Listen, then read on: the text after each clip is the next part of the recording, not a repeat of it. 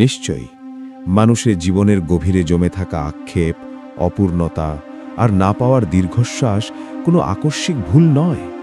এই দুনিয়া নিজেই এমন এক ময়দান যেখানে প্রাপ্তির চেয়ে অপেক্ষা বেশি, পূর্ণতার চেয়ে শূন্যতা প্রবল। আর ঠিক এই বাস্তবতার কারণেই মহান আল্লাহ তাআলা মানুষের চূড়ান্ত চাওয়া পূরণের জন্য জান্নাত সৃষ্টি করেছেন। দুনিয়া নয়, জান্নাতই মানুষের পরিপূর্ণতার ঠিকানা। এই দুনিয়াকে যদি নদী ভ্রমণের মতো ধরা হয়, তবে জান্নাত হলো সেই প্রশান্ত সমুদ্র যেখানে ঢেউ নেই, নেই ভাঙনের শব্দ। দুনিয়ায় মানুষ চায়, পায় না, পায়, ধরে রাখতে পারে না। কুরআন এ বাস্তবতাকে স্পষ্ট করে বলে দিয়েছে, আমি মানুষকে সৃষ্টি করেছি কষ্ট ও সংগ্রামের মধ্যে। সূরা আল বালাদ 90:4। অর্থাৎ দুনিয়া কষ্ট মুক্ত হবে এমন আশা করাই ভুল। এখানে কষ্ট স্বভাবতই অন্তর্ভুক্ত, কিন্তু কষ্টের মাঝেও আল্লাহ মানুষের অন্তরে একটি শক্ত আলো জ্বালিয়ে রেখেছেন, আশা। এই আশা কোনো আবেগী সান্ত্বনা নয়, এটি সরাসরি আল্লাহর ওয়াদা। তাই কুরআনে নিরাশাকে শুধু নিরুৎসাহিত করা নয়, কার্যত নিষিদ্ধ করা হয়েছে।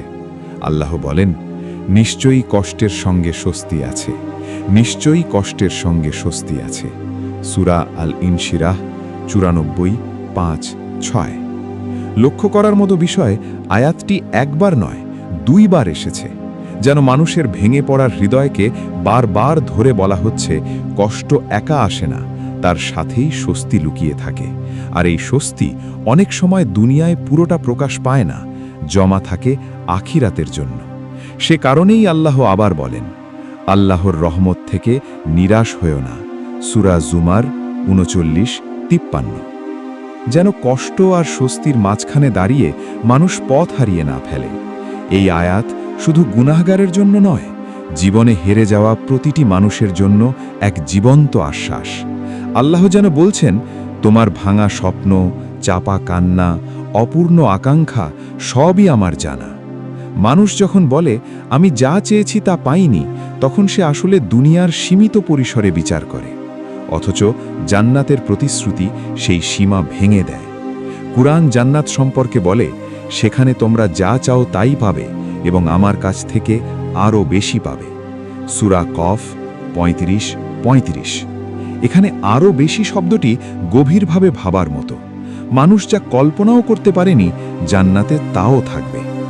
আমাদের প্রিয় নবী মুহাম্মদ সাল্লাল্লাহু আলাইহি ওয়াসাল্লাম উম্মতকে দুনিয়ার দুঃখে ভেঙে পড়তে নিষেধ করেছেন। তিনি বলেছেন, মুমিনের অবস্থা আশ্চর্যজনক, তার সব অবস্থাই কল্যাণকর। সুখ পেলে কৃতজ্ঞ হয়, এতে কল্যাণ। দুঃখ পেলে ধৈর্য ধরে, এতেও কল্যাণ। সহিহ মুসলিম। এই হাদিস মুমিনের জীবন দর্শন ঠিক করে দেয়। দুঃখ ব্যর্থতা নয়, বরং জান্নাতের পথে এক ধাপ এগোনো। দুনিয়ায় এমন মানুষ নেই যে সম্পূর্ণ তৃপ্ত। রাজা যেমন অপূর্ণ, ভিখারিও তেমনই। কেউ অর্থ পায় না, কেউ সন্তান, কেউ ভালোবাসা হারায়, কেউ সম্মান। আর এটাই আল্লাহর পরিকল্পনা। যদি দুনিয়াতেই সব পূর্ণ হয়ে যেত, তবে জান্নাতের আকর্ষণ থাকত না। দুনিয়ার অপূর্ণতাই জান্নাতের প্রয়োজনীয়তা প্রমাণ করে। একজন ক্লান্ত মুসাফির যেমন জানে এই পথ চূড়ান্ত গন্তব্য নয়, ঠিক তেমনি মুমিন জানে দুনিয়া শেষ কথা নয়। জান্নাত হলো সেই জায়গা যেখানে কোনো চোখের পানি পড়বে না, কোনো চাওয়া অপূর্ণ থাকবে না। কুরআন বলে, সেখানে তারা বলবে, সমস্ত প্রশংসা আল্লাহর, যিনি আমাদের দুঃখ দূর করে দিয়েছেন। সূরা ফাতির 35:34। অতএব হতাশা নয়, অপেক্ষাই মুমিনের ভাষা। দুনিয়ার না পাওয়াগুলো ব্যর্থতা নয়, বরং জান্নাতের আমন্ত্রণপত্র। যে হৃদয়ে এই সত্য বুঝে ফেলে, সে কষ্টের মাঝেও ভেঙে পড়ে না, কারণ সে জানে আল্লাহ কোনো চাওয়াই বৃথা যেতে দেন না, শুধু জায়গাটা বদলে দেন।